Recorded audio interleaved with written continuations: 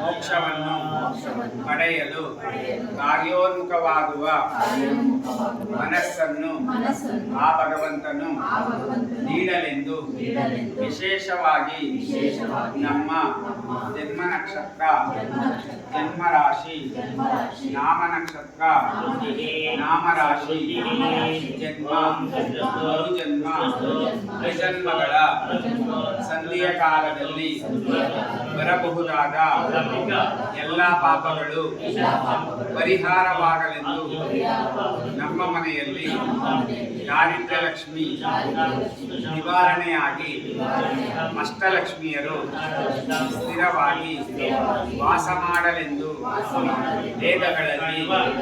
ತಿಳಿಸಿರುವಂತೆ 100 ವರ್ಷಗಳಿಗೂ ಅಧಿಕವಾಗಿ ಆಯಸ್ಸು ಅಭಿವೃದ್ಧಿಯಾಗಲೆಂದು ನಮಗೆ ನಮ್ಮ ಕುಟುಂಬದವರಿಗೆ ಬಂದಿರಬಹುದಾದ ಬರಬಹುದಾದ ರೋಗ ರುಜಿನ ವ್ಯಾಧಿ ಪೀಡೆ